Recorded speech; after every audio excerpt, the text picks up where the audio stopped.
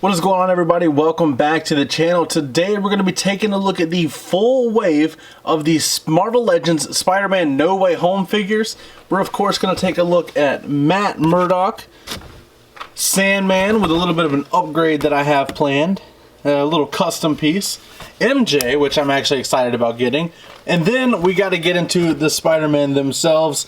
We have Tom Holland, we have Tobey Maguire, and of course, we have Andrew Garfield. So let me go ahead and get all of these out of the packaging so we can take a further look at them. Also, quick side note, I think there's a licensing issue with Andrew Garfield Spider-Man because every single one of them are Spider-Man No Way Home, and his is The Amazing Spider-Man 2, and the art on the back is different, as you see. But we will, we'll talk more about it when we get into the figure. Alright, so I took all the figures out of the packaging. We'll go through them one by one and then do a group shot at the end. The first one we're going to be taking a look at is MJ, and I'm actually very impressed with this figure. I think the likeness to Zendaya is pretty spot on. As far as the articulation goes, she has just the, of course, the shoulder up here and then a single jointed arm. So you guys see the normal range of motion. But she actually has some torso articulation under this rubber piece here. It's the same for the other arm, of course, and we have seen these legs before with the prior MJ figure, but I really do think it is a very impressive figure, and I think it scales pretty well with Peter Parker, considering that she is actually taller than him. The accessories that MJ comes with is, of course, two fisted hands, followed by two kind of open, splayed out hands. I don't know what she would really use these for. Maybe to hold her other accessory, which is the box that Doctor Strange actually uses in the film. I can't remember the actual name of this. All I know is there's a really cool fight sequence between Peter Parker and Doctor Strange over this. And I'm actually excited to get this added to my shelf of Doctor Strange figures. The next figure we're going to be taking a look at is, of course, Matt Murdock, also known better as Daredevil. This is him in the suit when he was representing Peter Parker as his lawyer in the movie. I think it's pretty cool. I love that the tie doesn't sit perfectly straight, kind of goes to the side, which would fit Matt Murdock's character. I mean, he's blind, obviously. He's not going to be sitting there and adjusting his tie. He comes with the cool rose-colored glasses, which should be a little more red, I think. The articulation is what we have grown to know from the Marvel Legends suited figures, double jointed arms, has the articulation up there at the shoulder. Is it on butterfly joints? No, it is not. Got the ab crunch. No extra, actually, I think there might be a dumbbell under the neck to give it just a little more range. Good head rotation. Articulation of the legs. I don't know how much you're going to need Matt Murdock to be fighting in a suit rather than his Daredevil costume, but he does get fairly decent articulation, and surprisingly for a suited figure, he actually stands up well, which is a running issue with Marvel Legends suited figures. They never stand well. He comes with a brick that was thrown through the window that says, if I can get that to focus. Oh, there we go. I couldn't read it. It says, "We believe Mysterio," written on a newspaper, wrapped around a brick that was thrown through the window. And I actually threw it through the window of the diorama. That's pretty cool. Now it's stuck in between my other one. And of course, since Daredevil is a visually impaired superhero that we all know and love, he comes with his... Oops, that was my fault knocking it over, not the figures. He comes with his walking cane. So of course, assist him while he is walking. I like this a lot, and I think it's a really cool accessory that we definitely needed if we were going to get a suited Matt Murdock figure. The next one we're going to be taking a look at, oh, also no other hands for that to even like catch the brick or anything. But the next figure we're going to be taking a look at is Sandman. Now, I personally think this figure is pretty small. I wish it was a bigger figure. Also, like, I get he's made out of sand, but like, it's just... I just realized there's no waist articulation. I mean, he can get down fairly well if need be, but it's weird not seeing that there, and it's kind of hidden up here.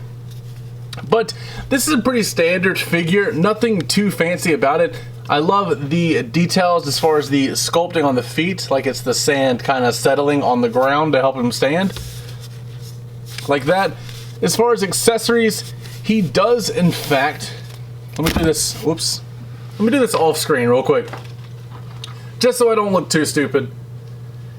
He comes with some cool sand effects.